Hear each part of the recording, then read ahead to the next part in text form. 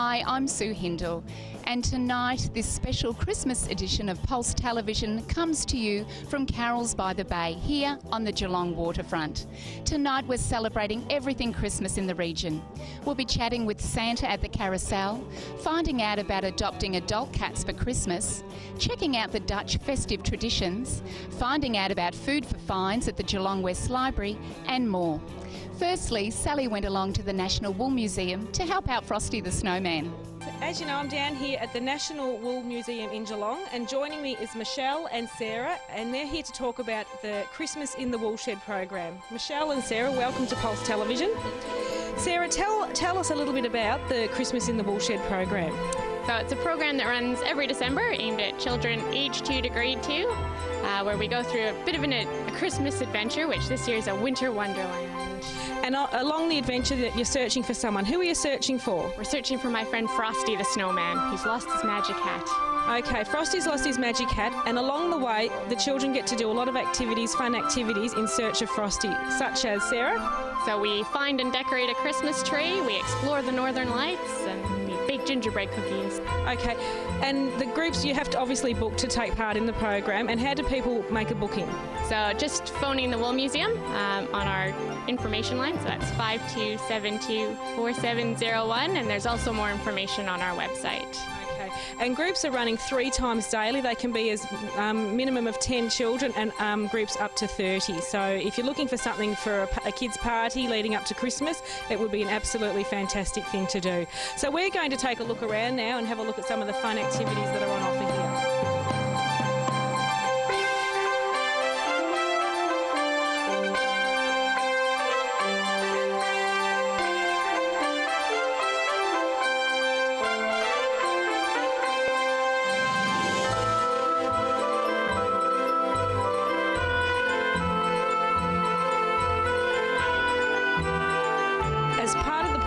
The children are introduced to Canada and the Northern Lights. They come across a snowman wearing a beautiful coloured scarf that has been inspired by the Northern Lights of Canada. The children are then given colourful streamers and they all dance around and wave their streamers around.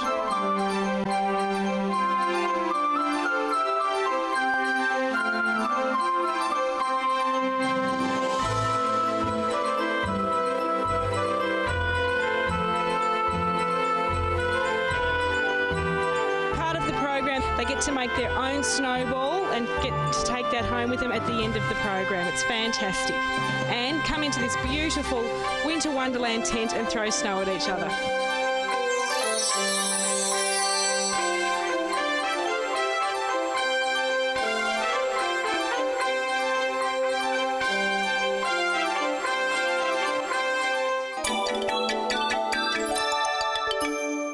It has taken us a while, but we've finally located Frosty here as part of the Christmas in the Woolshed program. Frosty, welcome to Pulse Television. Why, thank you. We'd like to take this opportunity to wish you a very Merry Christmas. I imagine you'll be very busy. Absolutely. Merry Christmas. Okay, well, hope you've enjoyed our look around today, and I'd like to wish you all a very Merry Christmas. This has been Sally Cannon for Pulse Television. Denis Walter, of course, is our host of Carols by the Bay, and he invited us into his home to share his love of Geelong and Christmas. So Denis Walter from 3AW has invited me into his house to talk about Carols by the Bay, Christmas in Geelong. But thanks for having us, Denis. Nick, great to be here, and it's a very exciting time of year. It is. Now, you're getting ready for Carols by the Bay tonight. Tell me about that. How long have you been doing it for? This is our 17th. What I wanted originally, I started out to just try and create something special to welcome the Christmas season here in Geelong, and from the very first year the public sort of embraced it, and it's grown into something that I'm very proud of. And probably the most important thing from Geelong's perspective with this is that we get so much metropolitan media about our waterfront, and Channel 9 have been behind it since the first year, and Melbourne stations like the one I work at, 3AW, Magic 1278, all right behind it. So it's important for the local community, but it's important sort of for the bigger picture about what Geelong's on about. It is. It's become quite synonymous with the town, I would say, at Christmas time. Now, you're a bit of a Christmas fan, and you also perform at Carols by Candlelight. How does it compare? Look, it's very special. I think the setting for Carols by the Bay is as good as you can get. The stage backs onto Corio Bay. The people sit up that natural amphitheatre. It's a very special setting. Melbourne, well, that's a special setting too. And knowing that it's going out to millions of people right around Australia and overseas, right on Christmas Eve, they're both very special. They are. Now, you'll be performing tonight, am I right? I'm in charge of everything from replacement of toilet rolls, permits, fireworks on barges, you name it, it's my responsibility. So, and performing, I'll be comparing, and it's there's a lot going through my head right now. I can well imagine. What do you do to warm up? There won't be much more warming up because once I'm down there, I've already been down earlier at daybreak this morning when the stage was going in. From now until probably 10 o'clock tonight will be a barrage of people asking me, do you know where this is? What happens with this? That's what will be happening between now and 10 tonight. I can well imagine. Now, you've been in the industry for a very long time. You started on Young Talent Time. Do you still love singing? Oh, yes, yeah. I always wanted, Nick, I wanted to do three things. I wanted to sing. I didn't really have any ambitions for overseas, even though I did a few things there. I always wanted to do talk radio, which came about in 1999 after being at several music stations. I always wanted to do television news, and I did that for 16 years for regional Victoria, and was at Channel 9 doing weather for quite a few years as well. So I've been able to do all the things that I set out to do. That's fantastic. But you have been around Australia, you've been around the world. Why do you keep coming back to Geelong? I've actually never left. I've never left Geelong. I've always been able to base myself here and do all the things that I do. It's probably not 100% convenient many days, especially when I'm sitting at the Point Cook Bend trying to get into the radio station and the traffic's banked up. That's probably the only time I ever think, it wouldn't be bad, maybe move to Melbourne.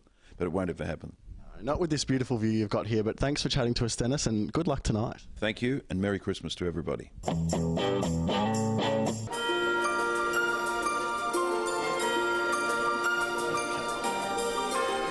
Now, Joan, you're the organiser of the Christmas Tree Festival here. Tell me a little bit about how it all got started. I saw this in a Christmas tree festival in Adelaide last year, and I thought that'd be a good thing for us to do here in Aireys Inlet. And every year the Uniting Church tries to find something that's a little different as a gift to the community here. Well, it's absolutely fantastic. How many people are involved in putting this together? Apart from the entry people themselves, there's only about 15 of us in our group. Yeah. So, but there are 46 entries in the exhibition today. 46, so you're getting quite a good response from the community. Fantastic, yes. And from all levels, we've got little kids doing them, and we've got most people like myself, about over 80. No, surely not. 60 if you're a day. Now, you've got a couple of entries as well? I have, yes, but you don't really want to hone in on those, do you? We'll have a little scope of them, I think, maybe. Now, people can vote for their favourite entry? That's right, yes. What do they win? The glory? Yes, the favourite entry. Yes, there is a prize, and actually the Freshwater Creek cake shop has donated a lovely Christmas tree. A Christmas cake. Christmas cake. Well, that's wonderful. And so people are getting along here to the Aireys pub and voting all weekend? Yes, today and tomorrow. Fantastic. Well, thanks for chatting to me, Joan. Good. Thank you very much for coming. Now, Chase, you've come down to the festival. What are you enjoying about it? Which is your favourite tree? This is my favourite tree because I enjoy, crabs. It's, the ocean. It's fairly random. It made you laugh? Yeah, it did. It made me giggle. Great, thank you. Thanks. I'm here with Beech Tree and Pan Tree. These two have been judged by the community to be the best trees on display here at the Aireys Inlet Christmas Tree Festival, which is being held here at the Aireys Inlet pub.